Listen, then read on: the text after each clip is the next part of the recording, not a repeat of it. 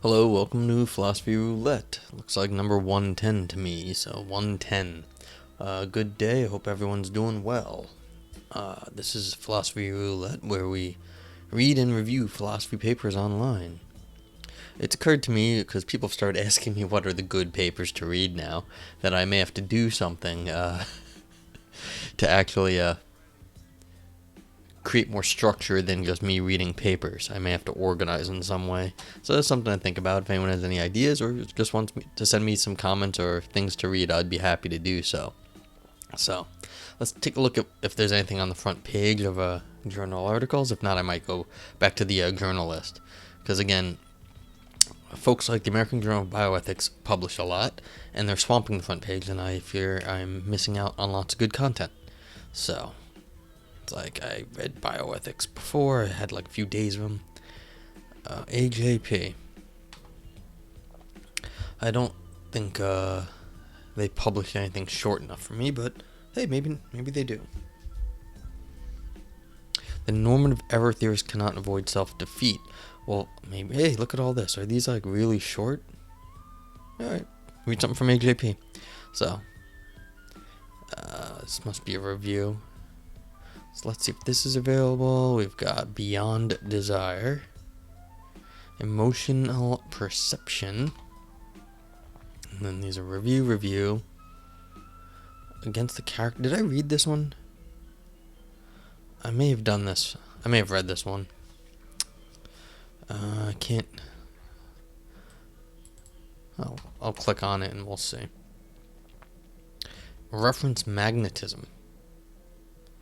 Well, that's like 6 pages. How does that get into AJP if it's only 6 pages? That's crazy. I mean, AJP has a 4,500 word. Maybe it's a. Oh, they do accept response papers to Stuff Ready Publisher, but like it's like they have a 4,500 word minimum on their stuff. Taking emergentism seriously. Yeah, I was like, everything's gonna have to be. Whatever. Okay, so the normative error theorists cannot avoid self-defeat. Not readily right there. Let's clicky there. Beyond agency, desire, mind. Clicky there. Emotional perception. Clicky there. Against characters. I sort of feel like I read this one. Yeah, I'm pretty sure because it was here, and I was like, oh, cool, I get to do an AJP thing.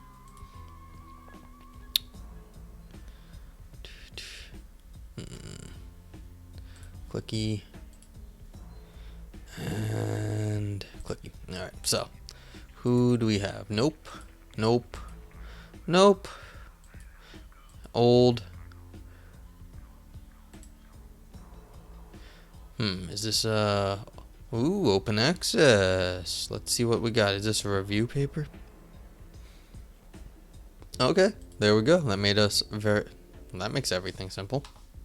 Okay, so this is Lewis Global Descriptivism. Let's go back up to that. It's like, I can just download first. I was like, I don't want to leave this page and lose my paper. Save.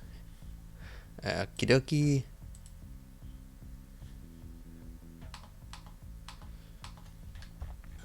Okay. Frederique, Janssen-Lauret, and Fraser, MacBride. Alright. If you join me live, and I appreciate it if you do, you get to ask questions and stuff. Not that I know the answers, but you get to ask. You can always grab the paper if you're live by typing !paper in the chat box, and also this link will be in the show notes if you're watching later, so you can get the link right then if you're watching on the YouTubes or in Twitch old videos. So let's get going.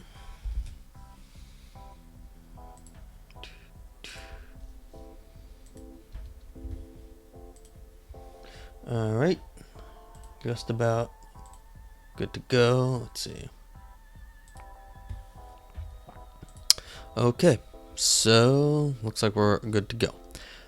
The obvious and abstruse reading of Putnams Paradox. Okay. How does language hook onto reality? Oh, that's a tough question. I didn't know language had hooks, but alright. In Putnams Paradox 84, David Lewis famously offered a two-part answer: global descriptivism plus reference magnetism. Global descriptivism says that the reference all of our language's non-logical vocabulary is settled and blocked by a total theory, total in the sense that it is a term introducing theory for every term in our language. Our language's non-logical vocabulary refers to whatever is required to make our total theory come out true, or as close to true as possible.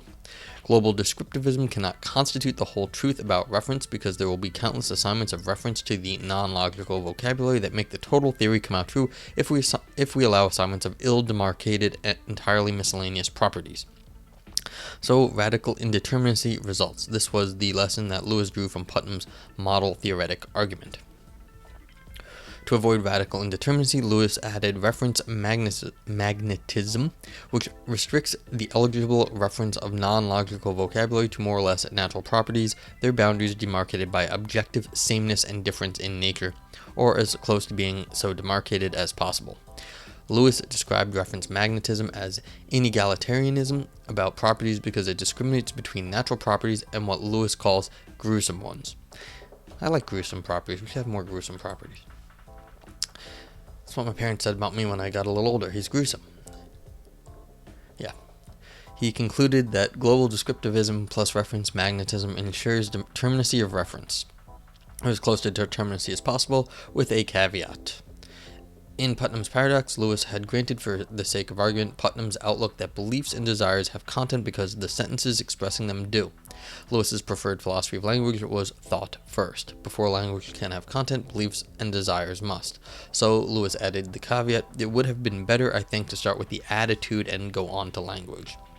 Lewis referred the reader to New Work for a Theory of Universals for his explanation of how the theory of radical indeterminacy and the assignment of content to thought is fended off by restricting eligible content of beliefs and desires to more or less natural ones. Call the doctrine that the only eligible contents for thoughts are more or less natural properties. Content magnetism. Okay, so we've got some spooky force we're going to call magnetism, because that's not explained. It's a force. That's why you would use magnetism, because it's a spooky force, and we don't really understand it in this context to fix what we're talking about to the world, basically.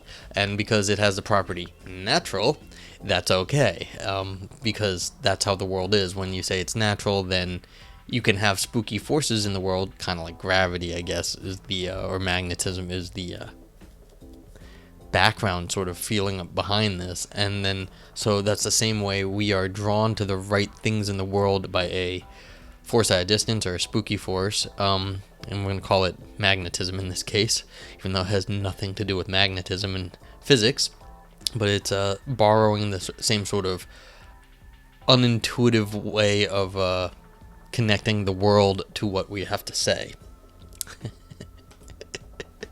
Yeah. Okay, taken at face value, Lewis meant what he said in Putnam's Paradox. Well, this is always a funny sentence when people say this. You really hope people mean what they say, because how else did they say what they mean? Okay. He was a global descriptivist who adopted reference magnetism to fend off radical indeterminacy of reference, modulo the caveat that content magnetism is first required to fend off radical indeterminacy of content at the level of thought. Call this the obvious reading. An alternative reading of Putnam's Paradox, advanced by Wolfgang Schwartz, claims that Lewis did not actually believe what he was writing there. So he's one of these hidden meaning theories, I guess. In Against Magnetism, Schwartz alleges there is no evidence that Lewis ever endorsed reference magnetism, and global descriptivism, with or without magnetism, was not Lewis's own view. Call this the abstruse reading. Yeah, so abstruse. It's like, so everything I'm saying now is not really what I mean. It's like, well, it's very hard to parse these sort of abstruse things. That doesn't mean it doesn't happen. Of course, people say they aren't always clear, or say things that they don't actually mean for various reasons. But it's dangerous to do that in philosophy, because then it looks more like you get situations where the you are just putting meaning onto your what you're reading. But so you got to be careful. Schwartz ascribes to Lewis content magnetism without reference magnetism, stating that objective naturalness plays essentially no role in Lewis's theory of language, but provides only a constraint on mental content. Schwartz grants that Lewis did defend magnetized global descriptivism in Putnam's Paradox, but maintains that Lewis didn't mean it because it flatly contradicts almost everything he wrote elsewhere on language. Yeah, I mean, that's the other problem with writers, is everything, you try to make everything consistent. It doesn't always work. Without further expounding the alleged contradictions, Schwartz offers a dilemma. Either for a very brief period in the early 80s, Lewis gave up the brilliant account of language he had developed in great detail since the mid-60s and replaced it by an utterly ridiculous alternative, or in Putnam's Paradox, Lewis defended a position he didn't actually endorse. This was not unusual for him. Once he published an article under the pseudonym of his cat, Bruce, in which he argued against one of his own theories. Well, how do you know the cat Bruce didn't actually write it? I mean, he may have published it, but yeah, I mean, why are you hating on Bruce? Come on, man. This cannot be right. First, it was unusual for Lewis to publish defenses of positions that he didn't endorse. His only pseudonymous article, Censored Vision, LeCat 82. LeCat is relevantly unlike Putnam's Paradox. Lewis wrote Putnam's Paradox under his own name, not his cat's, much less his cat's pseudonym. Well, how do you know that his cat wasn't called LeCat, the Bruce LeCat? So it's not his cat's pseudonym, it's his pseudonym. Okay. Whenever Lewis referred back to Putnam's Paradox, he wrote in the first person, referring back to Censored Vision, called it its author he or LeCat, and disagreed with LeCat. You know, I should write a paper, like, destroying all my own, like, positions, and probably people will like it a lot better. In this paper, we provide decisive evidence against the abstruse reading drawing from Lewis's correspondence as well as his publications. His letters have recently become available in Princeton's Firestone Library. If Schwartz were right, we would expect to discover Lewis distancing himself from reference magnetism and global descriptivism in correspondence. But in several letters between 83 and 01, Lewis describes himself as adhering to reference magnetism, global descriptivism, or both. We conclude by showing that Schwartz's dilemma is a false one. We make clear that Putnam's Paradox does not contradict Lewis's other writings on language. There is no need to conclude that he either temporarily abandoned his account of language or didn't mean what he wrote in Putnam's Paradox.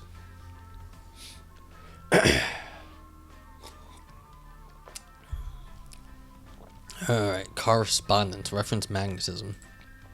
Lewis originally sent Putnam a draft of Putnam's Paradox in 82, which Putnam then discussed in a paper at the December 82 American Philosophical Association conference. Lewis sent another letter in replying, writing, "I expect to agree completely with your statement that I need the natural properties for many other purposes than to securely determine more or less the reference." Lewis told his long-term philosophical confidant J.J.C. Smart that Putnam's paper seemed to concede that inegalitarianism about properties would provide the necessary constraint on reference, provided the discrimination among properties was not of our own making, but he finds inegalitarianism spooky. Like I was saying, spooky action at a distance. I love it when I actually have some vindication in any aspect of my life. But yes, like this is definitely a spooky action at a distant thing. So it's one of these, yeah. Because the distinction here and why it's working, it cannot be explained. It's going to be a fundamental property, and so it's just going to be part of the world, and so it'll be unanalyzable, and that's what makes it spooky, that it's doing work, but we can't find anything else about it.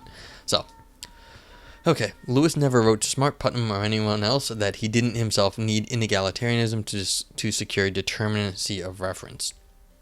Further evidence that Lewis embraced reference magnetism is found in a letter to Paul Teller, replying to Teller's own suggestion that inegalitarianism is required for reference. Lewis wrote thus, just a small aside, with the rise of internet correspondence, I don't know if we're going to have, it's going to be a massive task to look at correspondence in the future. I mean, in the past we had, we could, have a box full of letters, but in the future we're going to have,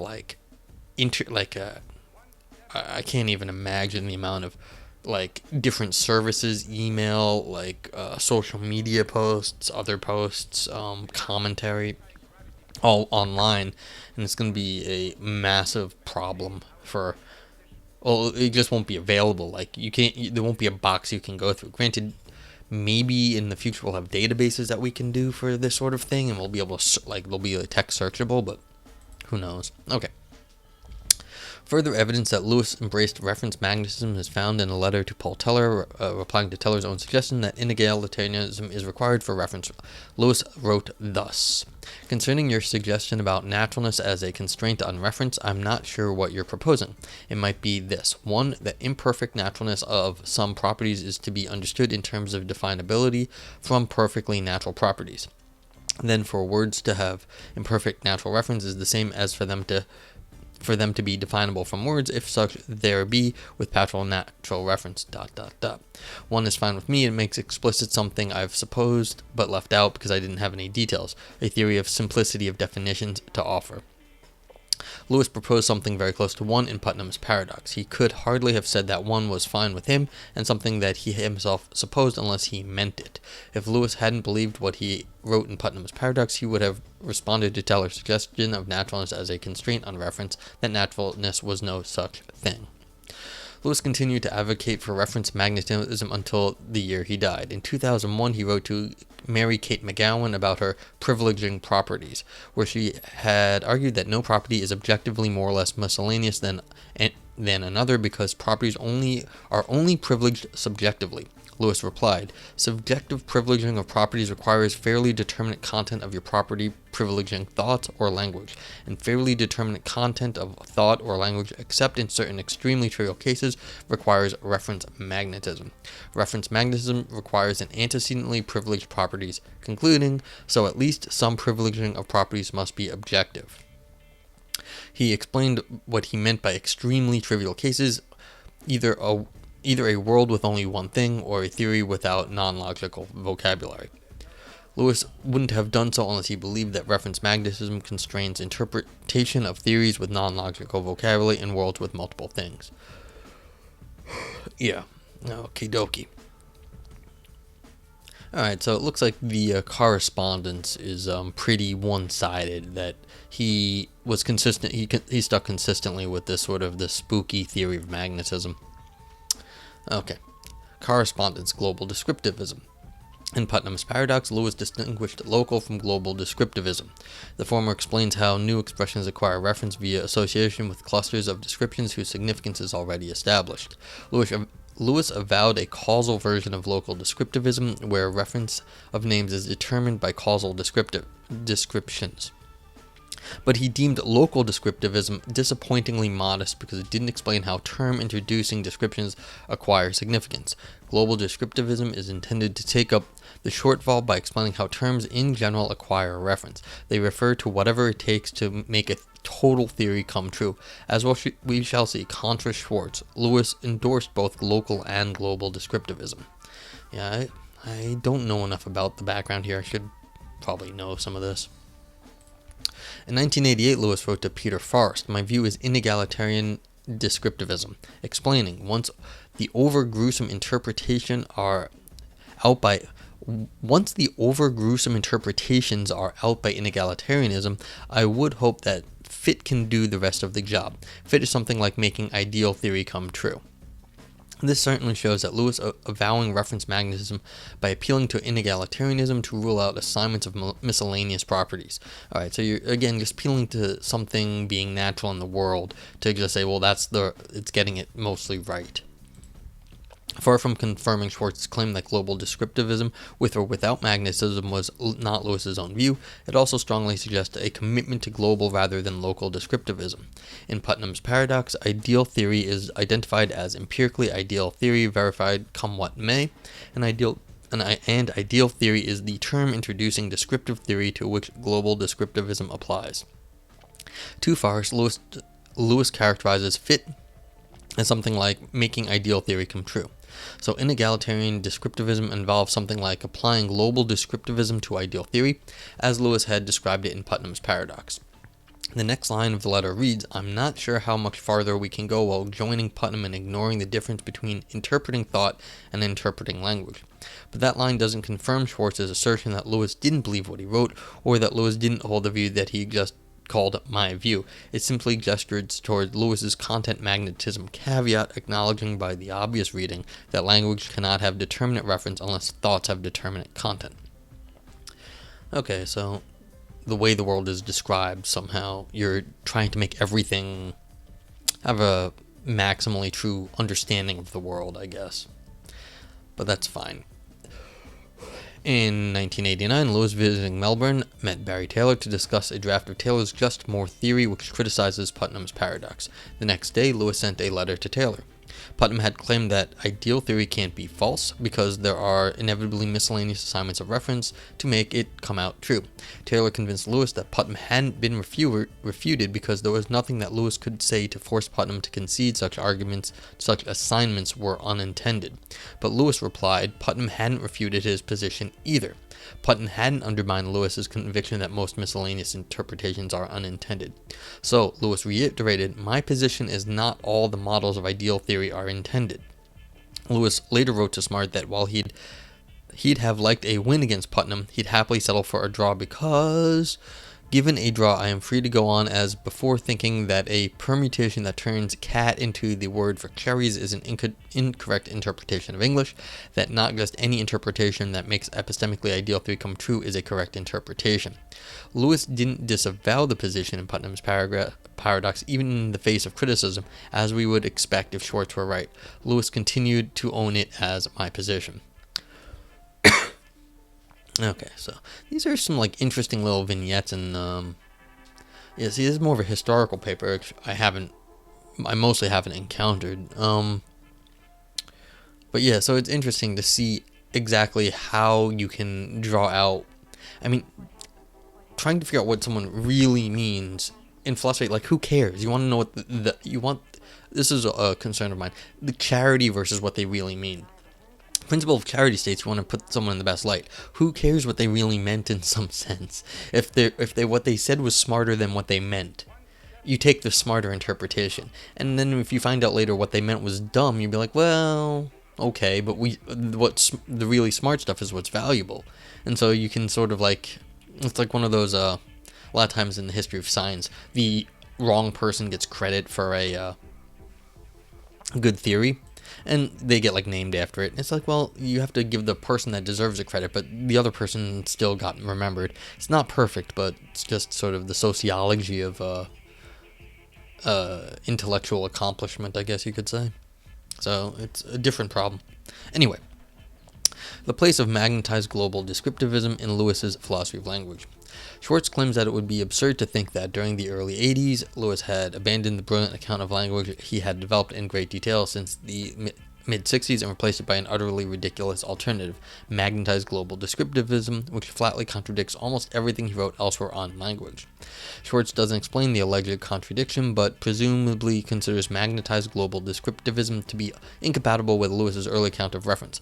But before Putnam's Paradox, Lewis didn't have one. Okay. The work that Schwartz considers the Summum Bonum of Lewis's philosophy of language, convention, and languages and language. Lewis argued that we use a language L if and only if by convention we are truthful and trusting in L. In convention, Lewis admitted that conventions of truthfulness pertain to the whole sentences and leave the interpretations of parts of sentences underdetermined. For early Lewis, a grammar includes an assignment of interpretations to words. Lewis thought that some grammars are simple and intuitive while others aren't, but he admitted that he had no method for selecting the best one. He considered a method of evaluation based on Chomsky's psycholinguistic reflections that the best grammar is one that enters into the psychological explanation of linguistic competence. But he found Chomsky's hypothesis speculative. If it failed, Lewis conceded, we must look elsewhere for a privileged method of evaluation, or we must give it up. To give it up would be to accept Quine's thesis of the inscrutability of reference. In Languages and Language, Lewis distinguished 3 interpretive steps. 1. Assignment of contents to a subject's system of propositional attitudes given their functional liaisons to sensory stimulus and behavioral outputs. 2. Assignment of truth conditions to the full sentences of the public language. Summary to truth conditions of the full sense of the public language that the subject speaks based on interpretation of the propositional attitudes of the population to which she belongs. 3. Assignment of the meanings to substantial constituents of the public language based on truth conditions of full sentences. Lewis's focus was on 2. From attitudes to truth conditions of sentences. For him, roughly speaking, to know the meaning of snow is white is to know whether this sentence is conventionally correlated with the belief that snow is white. With respect to 3, from sentences to the meanings of their parts, Lewis had dropped Chomsky's hypothesis that the best grammar enters into the psychological explanation of linguistic competence. Without other grounds for selecting the best grammar, Lewis felt inclined to share in Quine's doubt about the determinacy of the third step. Lewis made the same claim in Radical Interpretation with respect to interpreting speakers of language M. The truth conditions of full sentences in M do not suffice to determine the rest of M, the parsing and meanings of the constituents of the sentences. That's interesting. Okay. So, Lewis, following Quine, saw no royal road from the truth conditions of sentences to the reference of their constituents.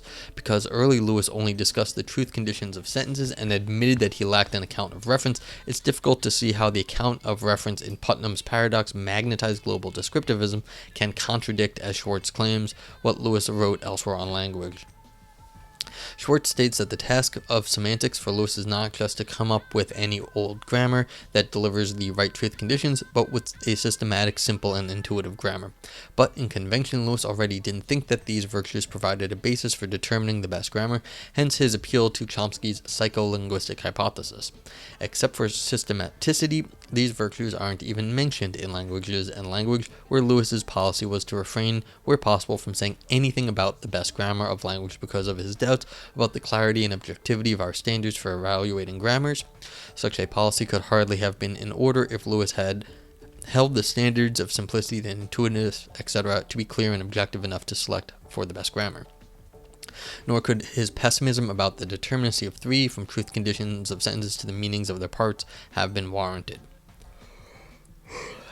Yeah. In 1978, Gary Merrill sent to Lewis a draft of his model theoretic argument against realism, in which he sought, not for himself but on behalf of realists, to defang Putnam's model theoretic argument by appealing to an ontology of relations. Lewis wrote back, "I like your reply to Putnam, praising Merrill's requirement that the predicates be interpreted by genuine relations." I wonder if this sounds like a setup to me. I like your reply, but here comes the hammer. Lewis continued, "I also think that it might be okay to simply insist that you, the realist, do have the distinction between genuine relations and others, and are entitled to use it in saying what an admissible interpretation is." Okay, so the hammer didn't come, he just said, you can just go dogmatic. As we've shown, Lewis previously lacked an account of admissible interpretations of sentence constituents. We can see why Lewis liked Merrill's reply. It filled the gap that Lewis had acknowledged in other writings on language. Okay. Had early Lewis held that settling the assignments of truth conditions to sentence eo ipso settled the reference of substantial constituents, then it wouldn't be far-fetched to consider his philosophy of language at odds with the magnetized global descriptivism of Putnam's Paradox and his letters. They would yield potentially conflicting recipes for determining reference. The first would involve selecting somehow the best grammar for language based on conventionally established truth conditions for its sentences. The second would involve finding an ideal theory and selecting the best grammar based on a trade-off between making the theory true and the naturalness of the candid interpretations. Since the two recipes select the best grammar on different bases, truth conditions versus making ideal theory come true, they cannot be guaranteed to select the same grammar. But Lewis didn't think that settling the assignments of truth conditions to sentences eo ipso settled the reference of their constituents. He never proposed the first recipe, but stressed that the truth conditions of sentences do not determine reference. The interpretive step 3 doesn't follow from step 2. So Lewis' proposal of the second recipe in Putnam's Paradox doesn't conflict with what he had previously written. Appeal to making ideal theory come true supplements his earlier account, which had gone no farther than assigning truth conditions. Choose an assignment of reference that makes the ideal theory come out true relative to the assignment of conventionally established truth conditions. Okay, this was a sort of an interesting little. This is establishing the and the like what would might be considered the correct interpretation of Lewis. Yeah. So Lewis's position. So it's interesting because I've read what was it, one other article not that long ago about where basically someone had proposed a theory, and then the author was responding to that, basically saying, look, you're just completely wrong about what you're saying about what this other person was saying or about some other stuff. And so it's an exercise in diplomacy in one sense. You don't want to just be, it's not meant to be a personal attack against the author of the original paper. In this case, it's Schwartz. Because, like I said before, when doing charity, you're sometimes trying to get the best theory, not always what people are saying, what they actually believe, because what they believe might not matter, because if their philosophical theory that everyone believes they have is great, then that's really what's valuable, is the better philosophy, as opposed to how they viewed their philosophy. So it's a question of diplomacy, and how do you actually draw out what the content of the theories that matter is, while not being rude. Well, you can be rude in philosophy. Of course, there's rude philosophy, but without being distracted by what the incorrect interpretation is. Basically, you're using the incorrect interpretation as a foil to show what the important philosophy is. So this, I thought, actually did pretty well. Developed in a few different parts how to understand what's going on here. Granted, I don't know enough of the history. I should know more, but I don't, to know exactly what's going on in all these discussions. But I thought this was argued nicely and diplomatically. By, you're trying to find what in this sort of article you're trying to do. You're trying to show why certain arguments had power and these authors went the way they did. Whether it historically is right or wrong, but what actually was the driving forces behind why they wrote what they did, so that we might understand what is important in the philosophy.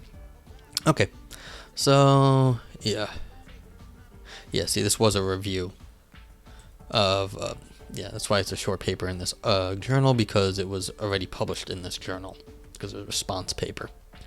Okay, so this was an exercise in response paper here. Very well. It was nicely done. Okay, so that's it for now. I'll be back again later today. I hope everyone has an excellent day. Stay safe out there. If anyone wants to send me something to read, I'd love to see what they want send, or comments, questions are all welcome. Oh, more people are showing up now. Yeah, I'm just about finished with what I was reading today. So again, send me some comments, questions, or anything to read, and that's it for now. So have a great day, folks, and I'll see you later. Bye bye.